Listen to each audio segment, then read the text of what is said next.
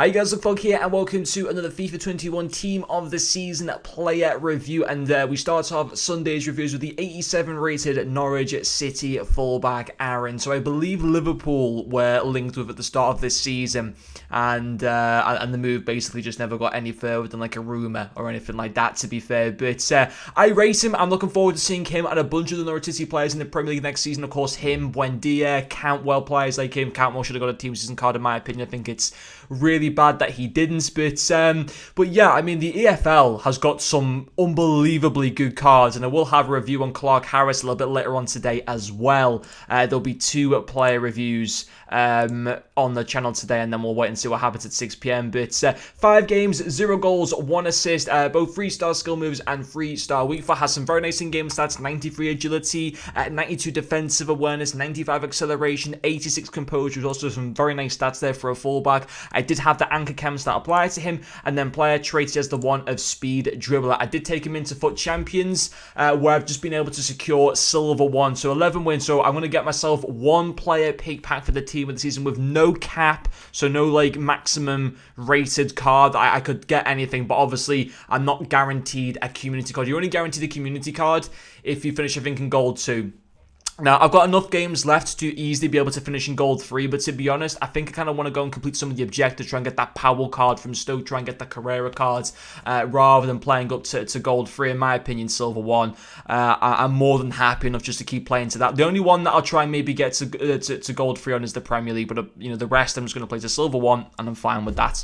But Max Aarons, yeah, this is a good card. For example, I used Wan-Bissaka's team of the season card yesterday, and obviously Wan-Bissaka is a better card, and obviously that's shown in the fact that Wan-Bissaka costs, I think, 6 times the amount of what a Max Aarons card costs. But for a championship player in his own right, as an 87 rated card, he still holds pretty high value for a championship player at just over 100,000 coins. And obviously that's for the fact that he is English. He can link to cards like get that soft link to Ryan Kent, can link to Goldson's team of the season card as well from Rangers. So obviously, despite still being from the championship, he can provide a lot of good links. He gets that strong link to Buendia as well if you've already got him.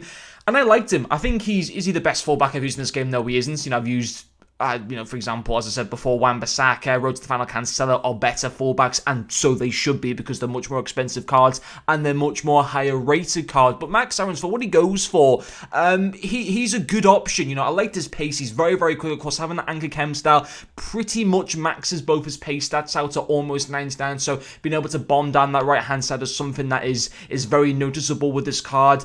So I was very, very happy with that. I thought his tackling was very, very good. Having once again the anchor chem style means his stat tackle goes up to 96, defensive awareness to 97, stand tackle to 99, which is obviously very good as well.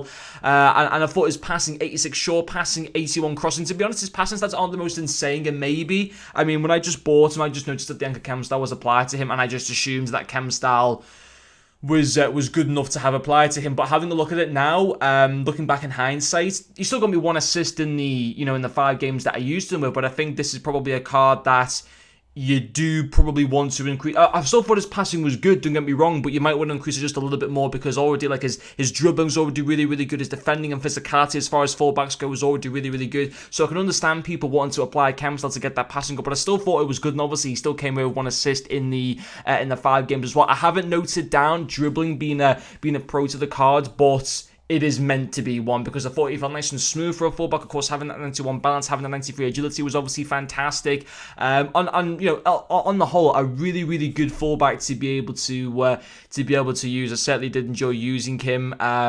Do I think he'll go a little bit cheaper in price? Yeah, he probably will do. I think certainly when we go in towards team of the season rewards for Weekend League next Thursday, I think this is a card that, and maybe even once the EFL guaranteed team of the season pack comes out as well, I think this is a card that could drop to around about 70,000. I don't think much less than that though, to be honest. But even for what he goes for right now, just over 100,000 coins, I still think he represents decent value for money. But anyway, guys, that will finish off this player review. Thank you very much for watching, and I'll see you guys later.